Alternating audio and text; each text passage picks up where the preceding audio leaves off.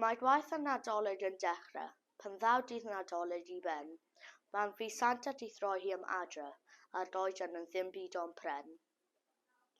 Pan fod tinsel yn saff yn yr atig, yn anodd mewn 2 neu 3 blwch, y farchon a'r cader di llosgi, ac ysbryd yr wyl yn hel llwch. Bryd hynny mae anen anrylion i dorchi hadenydd iawn, a bryd hynny mae anen lletiwr all wneud lle bod llety yn llawn.